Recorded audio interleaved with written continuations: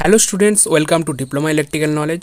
তো আমাদের diploma fifth same electrical স্টুডেন্টদের যে সোলার পাওয়ার টেকনোলজি সাবজেক্টটা আছে, সেখানে একটা মেন জিনিস হচ্ছে সোলার স্টার্লিং ইঞ্জিন। তো সোলার স্টার্লিং ইঞ্জিনের গুরুত্ব কী? সোলার স্টার্লিং ইঞ্জিনের গুরুত্ব হচ্ছে যে আমরা সোলার এনার্জি যেটা আছে, সেই সোলার এনার্জিটাকে কী করি, আমাদের যে কনসেন্ট্রেটিং মিররগুলো আছে, যে প্লেটগুলো বসানো থাকে, সেখানে সোলার রেডিয়েশনটাকে কালেক্ট করে একটা স্টিম ইঞ্জিন জাতীয় জিনিস বলতে পারো, সেখানে আমরা মেকানিক্যাল পাওয়ার প্রডিউস করি এবং মেকানিক্যাল পাওয়ারটা আমাদের একটা টর্ক প্রডিউস করে বাই দ্য আমাদের যে মেকানিক্যাল হিট প্রডিউস হয় মেকানিক্যালি ফ্রিকশানের জন্য, সেখান থেকে আমাদের ইলেকট্রিক্যাল একটা পাওয়ার তৈরি করে স্টার্লিং ইঞ্জিন বলতে পারো। তো স্টার্লিং ইঞ্জিন কী করে কাজ করে? The Stirling engine is an energy conservation device use to convert thermal energy into mechanical energy.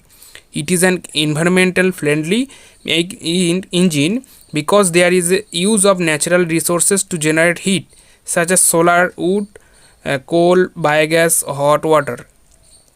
তো স্টার্লিং ইঞ্জিনের মধ্যে জেনারেলি তিনটে গ্রুপ থাকে, alpha, beta, gamma.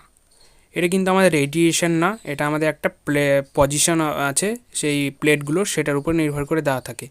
Alpha type has two power piston, beta type has displacer and power piston with same cylindrical, and gamma type as a displacer and power piston with independent cylinder.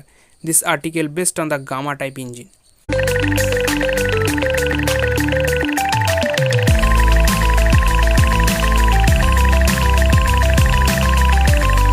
You cannot believe this engine works on constant temperature gradient, means constant hot and low temperature will result is pulsating motion.